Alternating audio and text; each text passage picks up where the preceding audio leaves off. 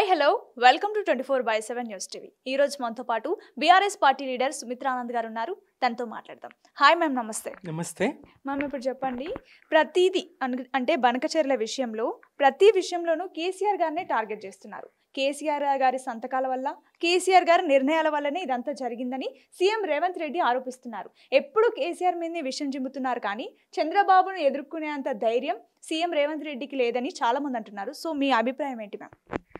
నీళ్లు, నిధులు, నియామకాలు, ప్రధానంగా నీళ్ల కోసం సాగినటువంటి తెలంగాణ పోరాటం, తెలంగాణ ఉద్యమం, కేసీఆర్ గారు తెలంగాణ రైతుకు జరుగుతున్నటువంటి అన్యాయాన్ని, నీటి గోసను చూసి చలించిపోయి ఉద్యమాన్ని నాయకత్వం వహించడం జరిగింది. అనేక త్యాగాలు, ప్రాణత్యాగానికి కూడా సిద్ధపడి తెలంగాణ సాధించడం జరిగింది. ఎట్లయితే తెలంగాణ సాధన జరిగిందో అంతే వేగంగా 14 సంవత్సరాల సుదీర్ఘ పోరాటం తర్వాత మరి అధికారంలోకి వచ్చినటువంటి బీఆర్ఎస్ కేసీఆర్ గారు వెంటనే తెలంగాణ నీటి కోసం తీర్చడానికి యుద్ధ ప్రాతిపదికన అనేక చర్యలు తీసుకోవడం, మిషన్ కాకతీయ పేరుతో చెరువుల పూడిక, చెరువుల పునర్నిర్మాణం చేయడం, అలాగే కాళేశ్వర నిర్మాణం, అతి వేగంగా నీటి వనరును రైతుకు, వ్యవసాయదారునికి, అన్నదాతకు అందించినటువంటి ప్రభుత్వం బీఆర్ఎస్ ప్రభుత్వం. ఇప్పుడు రేవంత్ రెడ్డి గారు మరి ఆ దిశలో ఎలాంటి ప్రయత్నం చేయకుండా నీటి వినియోగాన్ని రైతులకు అందించడానికి లేదా ఇతర ప్రాజెక్టుల నిర్మాణంలో పాత్ర వహించడానికి ఎలాంటి ప్రయత్నం చేయకుండా నిందలు మోపుతూ బనకచెర్లకు కేసీఆర్ గారే పచ్చజెండా ఊపారు, కేసీఆర్ గారే సంతకాలు చేశారు. స్పష్టంగా మా పార్టీ ముఖ్య నేతలు, నాటి ఇరిగేషన్ మినిస్టర్ హరీష్ రావు గారు పవర్ పాయింట్ ప్రజెంటేషన్స్ ఇస్తూ, ప్రెస్ మీట్లు పెడుతూ స్పష్టంగా చెప్పడం జరిగింది. ఎక్కడ కూడా కేసీఆర్ గారు సంతకాలు చేయలేదు.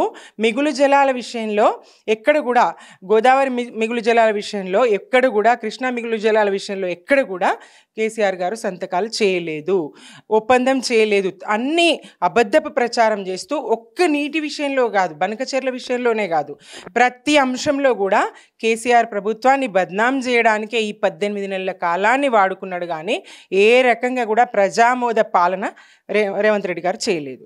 అట్లాంటి పాలన రేవంత్ రెడ్డి గారి విషయం. అట్లాగే బనకచెర్ల విషయంలో కూడా అన్నీ అసత్య ప్రచారాలే.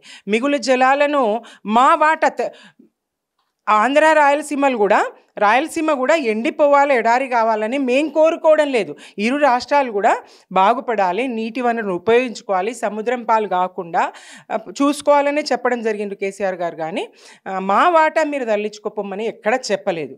ఈయనకు నీటి వాటా ఎంతనో తెలియదు, నదులు తెలియదు, నదుల బేసన్లు తెలియదు. ఆయన అక్కడ ఒక ముఖ్యమంత్రి స్థాయిలో సమగ్రమైనటువంటి విషయాన్ని తన దగ్గర పెట్టుకొని అక్కడికి వెళ్ళాలి. అక్కడ ఆయన అసలు ఆ ఆదిత్యనాథ్ను పెట్టుకున్న దగ్గరనే స్పష్టమవుతుంది కదా, సలహాదారుగా తెలంగాణ నీటి హక్కులను వ్యతిరేకిస్తూ పోరాడినటువంటి, కేసులు వేసినటువంటి ఆంధ్ర ఆ సలహాదారు ఆయన ఆదిత్యనాథ్ని ఆయన పెట్టుకున్నప్పుడే, రేవంత్ రెడ్డి గారు పెట్టుకున్నప్పుడే ఈ తెలంగాణ నీటి వాటాకు మోసం జరుగుతుంది, బనకచెర్ల లాంటి ఈ ప్రాజెక్టుల నిర్మాణంకి అక్కడ పునాది పడుతూ ఉంది అని.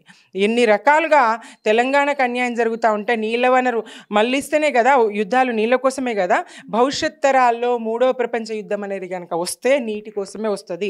నీరు అనేది ప్రజలకు, స్వచ్ఛమైన నీరు ప్రజలకు అందుబాటులో ఉండేది, రైతులకు, వ్యవసాయానికి అందుబాటులో ఉండేది చాలా తక్కువ. అటువంటి దాన్ని మనం వృధా కాకుండా, సముద్రం పాలు కాకుండా కాపాడుకోవాలి. మన నీటి హక్కును మనం వినియోగించుకోవాలి, ప్రాజెక్టుల నిర్మాణం చేసుకోవాలి, చెరువులు, వాగులు, వంకలు నింపుకోవాలి. అట్లా నింపుకొని భూగర్భ జలాలను పెంచినటువంటి పాలన కేసీఆర్ గారి పాలన. మరి 18 నెలల నుంచి విఫల పాలన. ఏ రకంగా చూసినా కాళేశ్వరం ఒక మేడిగడ్డ 2 పియర్లు కుంగితే దాన్ని పెద్ద బూచిగా చూపించి ప్రాజెక్టు నింపకుండా నీటినంతా సముద్రం పాలు కానిచ్చి ఎంత తెలంగాణ రైతుల గోసబుచ్చుకున్నటువంటి పాలన ఇవాళ రేవంత్ రెడ్డి గారి పాలన. ప్రజలు అన్నీ గమనిస్తూ ఉన్నారు.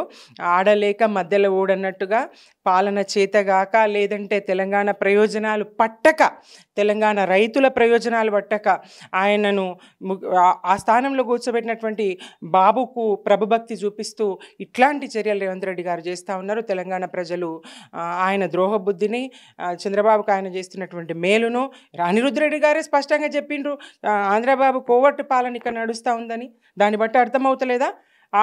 కోవటుల పాలన నడుస్తూ ఉంది, ఇక్కడ కోవటులు ఉన్నారని స్పష్టంగా కాంగ్రెస్ పార్టీ ఎమ్మెల్యేనే చెప్పిండు.